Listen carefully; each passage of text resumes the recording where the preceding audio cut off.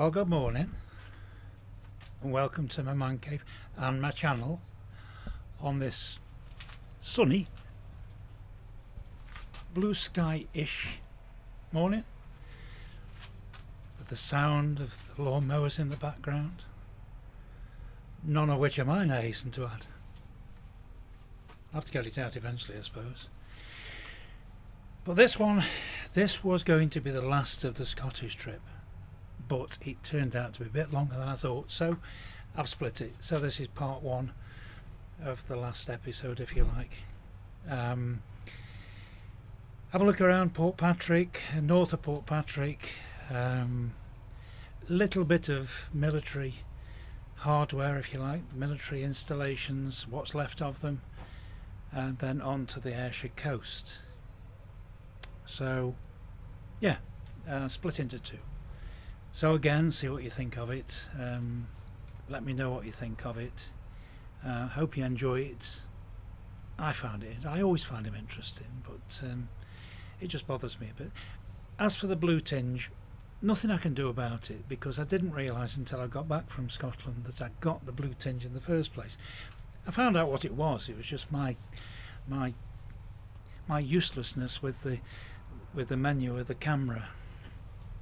I'd got my white balance wrong, if that means anything to anybody, because it didn't mean anything to me, I can tell you. It does now, though. I'm learning all the time. Anyway, see what you think, and I'll see you later. Bye.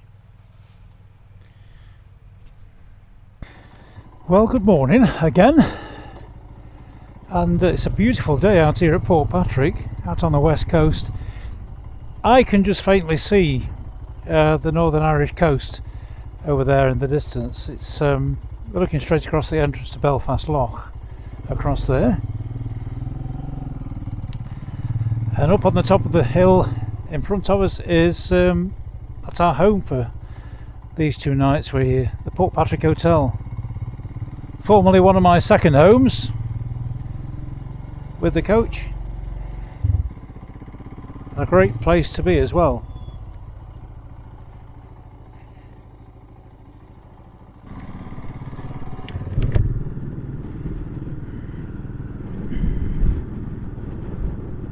Now, I know you've been to Portpatrick with me before, but there's 1 or 2 things that I haven't shown you previously, and we'll have a look at putting that right this morning.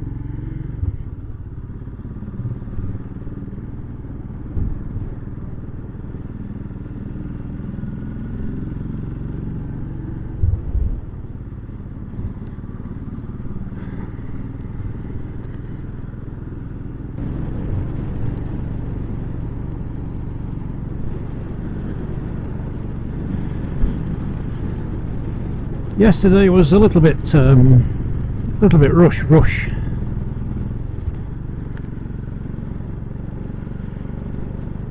Once I'd got clear of Ballater and Braemar, then and taken in Glencoy,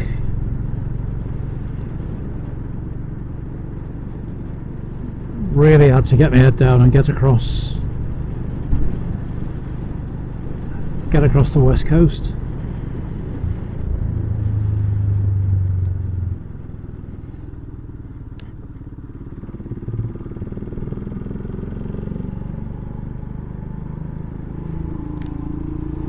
But on the way across, I picked up some lovely ideas for future trips.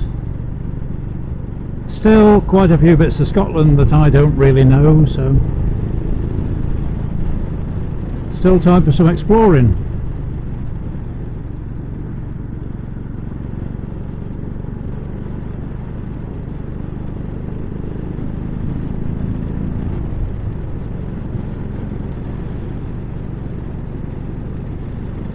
As the sign says, the gates on the left to the Dunsky estate, which is the Dunsky house, is the local manor house, effectively.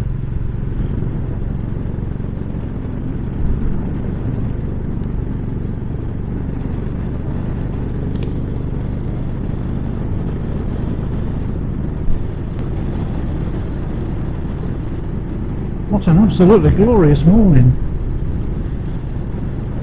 We're just heading up this way for a couple of miles because there's I want to take a run down to Kilantringan Lighthouse. It's a lighthouse that's not been operating now for some years. I can't remember the date it was actually decommissioned, but it's in a fantastic location.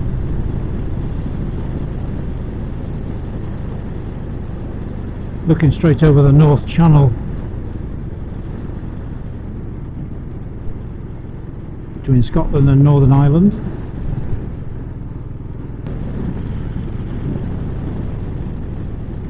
Wow, there's been a lot of forestry cut back here. Gorse is out, brightening the place up though. Nice to see.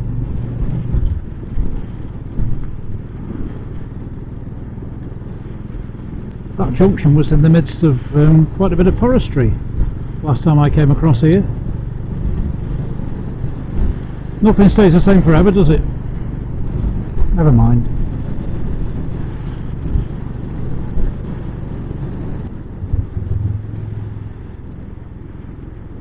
Now, the last time I was across here, the lighthouse was in the process of getting sorted out for self-catering accommodation, but in the meantime, of course, goodness me, COVID has happened, and COVID put the mockers on all sorts of arrangements, but so I don't know what the score is down here just at the minute. I've not looked it up online, I must admit. That's a failing on my part.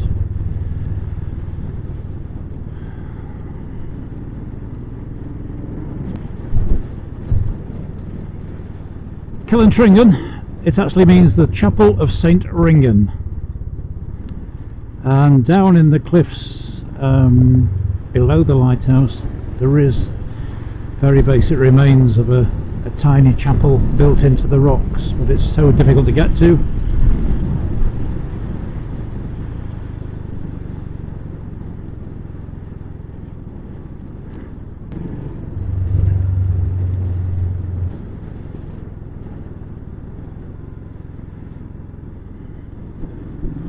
Even the road to get to it is an absolute gem.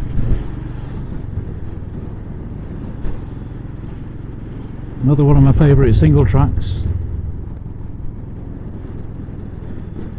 Still a bit hazy across there, looking out across the North Channel again.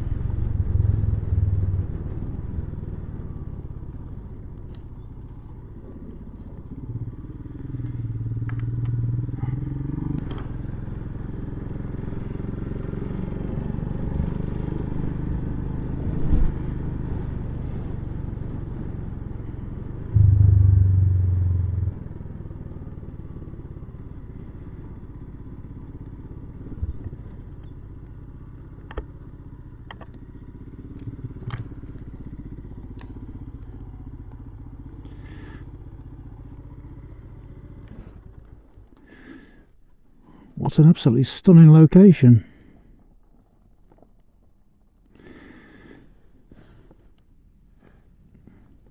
Built by the Stevensons, of course. As are probably 95% of the lighthouses around the Scottish coast and the Scottish Islands.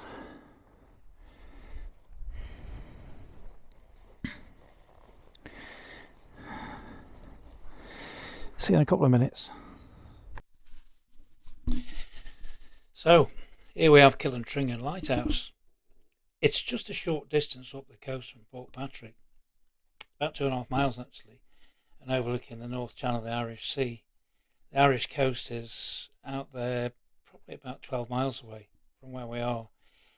This lighthouse came into operation in 1900, one of many Stevenson lighthouses around the Scottish coast and the Scottish Islands. This one was designed by David Allen Stevenson, cousin of Robert Louis Stevenson. He was grandson of the founder of the company, of the Stevenson lighthouse empire, if you like. Kilantringan is understood to translate to the Chapel of St. Ringan, otherwise known as St. Ninian, was this fella, and he brought Christianity to Scotland from Ireland back in the 5th century thereabouts. Having been automated in 1988, they were all automated by 1998. It was decommissioned in 2005, in spite of the fact that just after being decommissioned, a trawler sailed slap bang into the cliffs directly below. Amongst those cliffs, incidentally, is the very basic remains of St Ninian's Chapel, or St Ringan's Chapel, as it ought to be known. Prior to COVID, it was being converted to holiday accommodation, but this visit, there was no evidence of any holiday activity taking place. So at the minute, I don't know what the situation is, but it is beautifully situated. And on a day like today, I don't think we could pick a better day. So there we are. That's Kilantringan Lighthouse. So we've been down to Kilantringan Lighthouse, coming over to Stranraer, just briefly into Stranraer to go out the other side. I must admit, not having been across this lane before, I wondered just how good the view would be across over Loch Ryan, and yeah, it's a good one. That's the stretch of water you can see in front of us is the sea loch, Loch Ryan, which is where the ferries come into now. Over on the far side is Cairnryan. I know I've covered this before, last time I was up here with the bike, but it's a slightly different angle. You can see that's the P&O ferry. You can see the white splodge directly in front of us now. That's the P&O ferry. One or two relics from, well, certainly from the Second World War I want to have a look at. There's still one or two little bits of evidence left of wartime activities.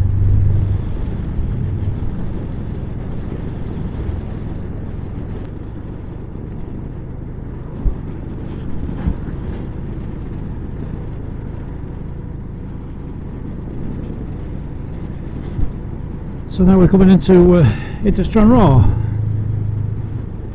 from a slightly different direction to last time. It's the main township, I suppose, really, for this part of Dumfries and Galloway.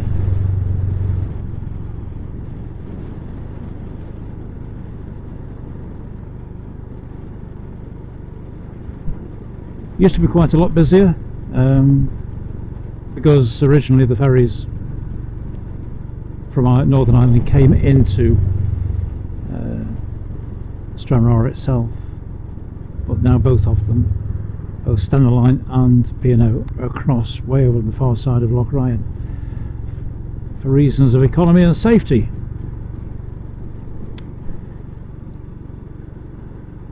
Just means the pier here at Stranraer is a bit of a white elephant these days.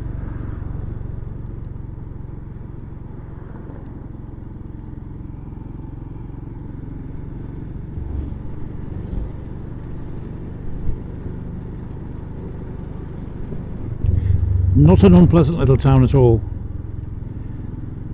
There's everything here that everybody needs, supermarkets, etc.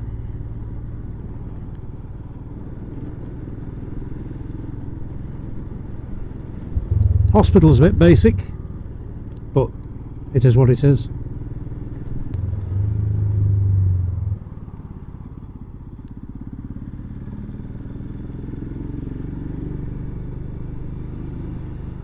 Through us on the main street, Stranraer Museum in front of us. This was the second iteration of the town hall.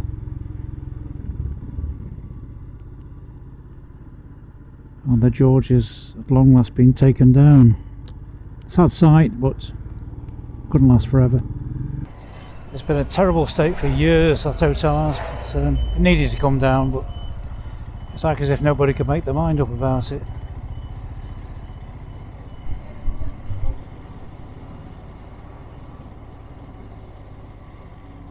That's Queen Victoria's fountain to celebrate a Diamond Jubilee on the right, and then the Tower House Castle of St John around which the town was built way back in the 16th century.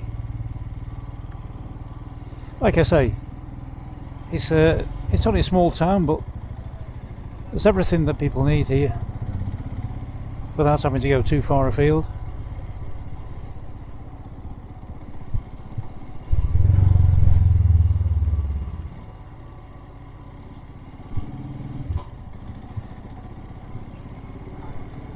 Including petrol, which is what I'm looking for.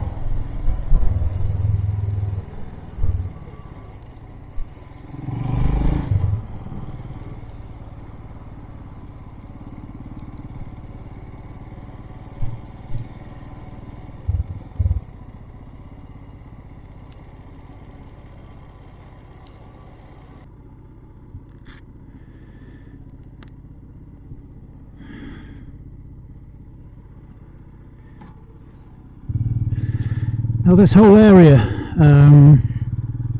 welcome back by the way, around Cairnryan, Stranraer and the whole surrounding area during the Second World War was incredibly busy.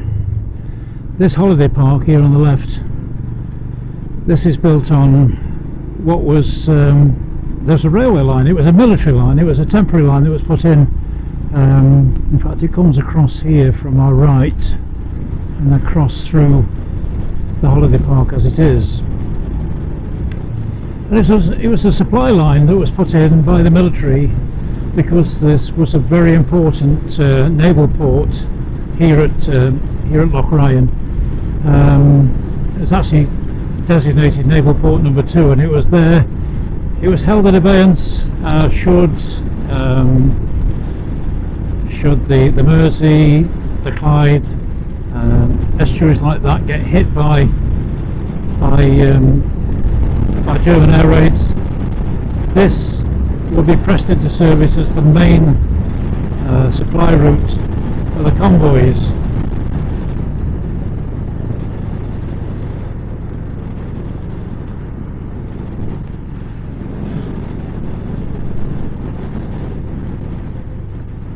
But I just want to have a look up here first. I mean, there's books, there's reference books, there's all sorts of books available, sort of showing what activities there were during those troubled years. There were RAF training bases. There was an RAF, I think I explained last time, there's an RAF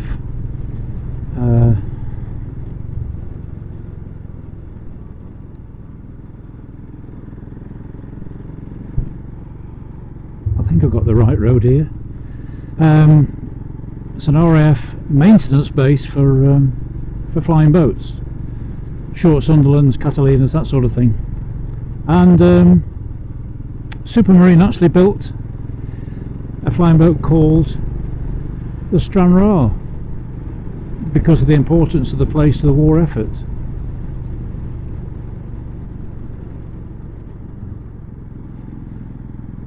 Now I believe what I'm looking for up here, it's a nice run up here anyway admittedly, but what I'm looking for up here still exists. But again, it's something that I've driven past the end of that lane so many times and just been unable to get up here to see for myself, not with a wacky great big coach anyway.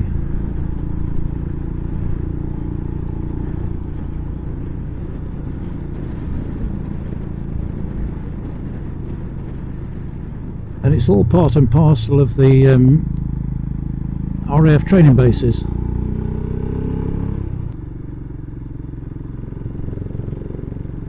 Oh, it's there.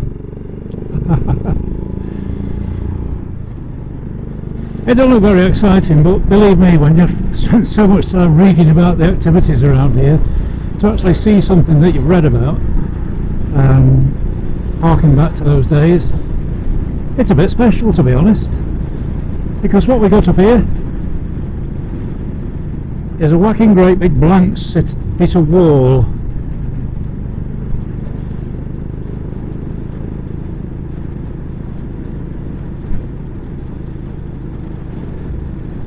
It looks as if something's been built onto it in recent years, or it may be just a building in front of it. This was a target wall. You can see holes in it. It was peppered. Sound like arc right now. Peppered with shot. Shepherd with pot. Sorry. Yeah, this was a target wall. I think the barn has been put there because that had been blown to pieces if it was still there. Look at the holes in it.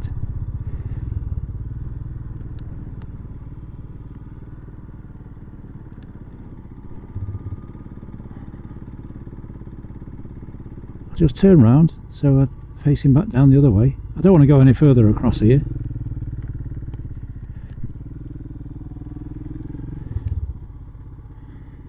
We're all recording, aren't we? Yep. Hopefully you can hear me gabbling on. So this was a target wall used by pilots training at the at one or more of the training bases up here. And the holes in the wall, I'm told, are holes that were put there by bullseye shots, shall we say, successful shots. I am really chuffed that I've been able to get up here and see that, because I've been reading about it. That's marvellous. The target wall. Happy now? Well, I am anyway. Now we're into a bit of a headwind, so I just hope it isn't affecting the audio too much. But just in places down below us is the on the left here. You can see there's an embankment across there. That's where the railway line, the supply line, used to come, bringing troops, supplies, munitions, all the lot, up to the naval base up here. There were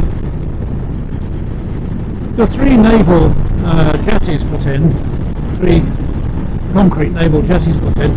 One was just a little behind us. That disappeared during the war. There was quite a massive explosion of an accidental explosion of munitions, and what was left of the jetty had to be destroyed for safety's sake anyway. The second one up was utilised in 1973 by P&O, and P&O developed their ferry terminal here. And then the third one, well, we go past the third one, and that's in a sorry state, and you'll see what I'm talking about. Over on the right here, this is a B&B with a difference, I suppose you could say, really. I mean, you look at the design of it, it's a very different sort of a B&B. This is the Rins of Galloway B&B, and the reason it's such a different design is because that was the NAFI. That was there were so many servicemen stationed up here at any one time during those war years that the P&O ferry's just on its way out in front of us there, on its way across to Belfast. Yeah, there's so many servicemen up here at any one time that they had to have their R&R, and they'd like to go for a pint, and that was the NAFI. That was the servicemen's club, if you like. So once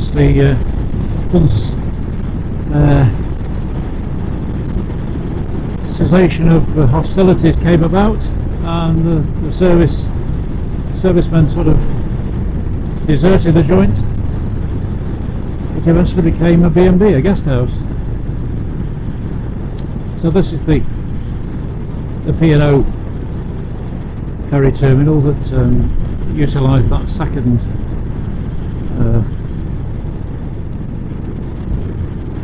naval jetty.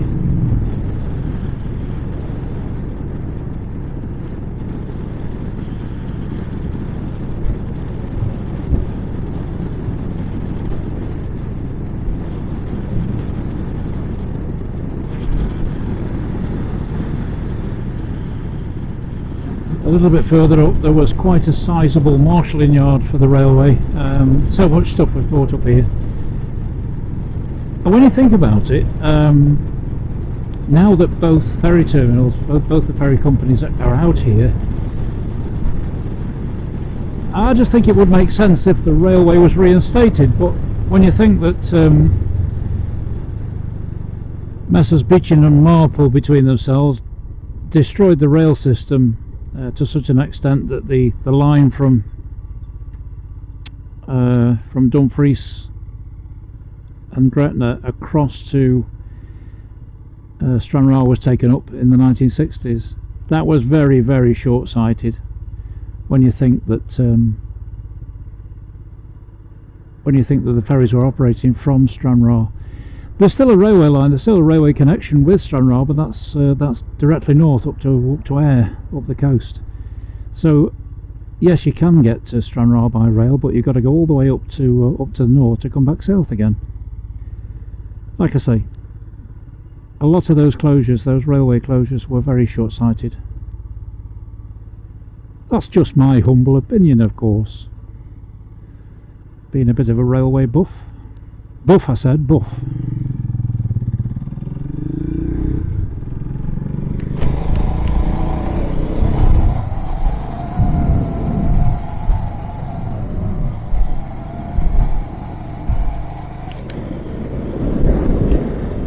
So that's the third jetty. Out to the left there. It's in a sorry state, it's in a dangerous state. It's up for sale, it's been up for sale as long as I've been coming up here, and it really does need to be demolished. It can be of no useful purpose to anybody really.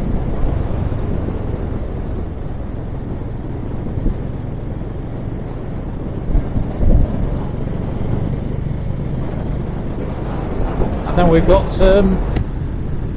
Cairnryan Lighthouse. I mean, Cairnryan Lighthouse, it's been decommissioned as a lighthouse for quite some years, but it does still serve a purpose as a navigation beacon. It shines green on one side and red on the other, just to assist with incoming and outgoing shipping. Those eider ducks down on the left.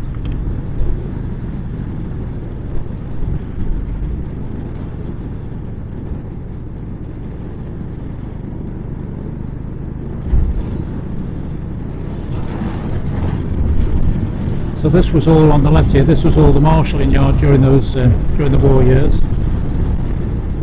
Like I say, lots and lots of activity.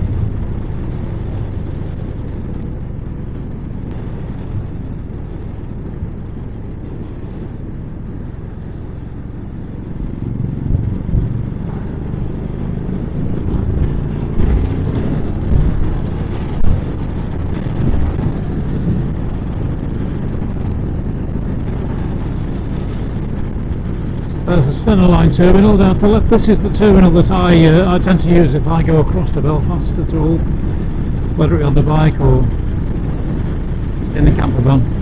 I tend to use Stennerline. Well, the Stenner boat, the Stenner ship, will be on its way back across now, and in a few minutes' time the Stenner ferry will be passing close by the P&O ferry as they go in opposite directions to each other.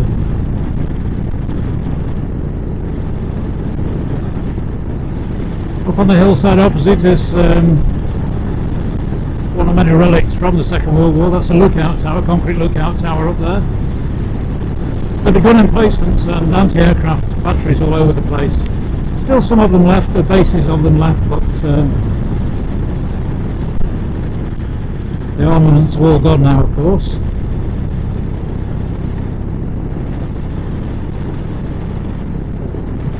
So we'll call that a day for this one. So yeah, give us a thumbs up, and we'll continue with the next one. Cheers.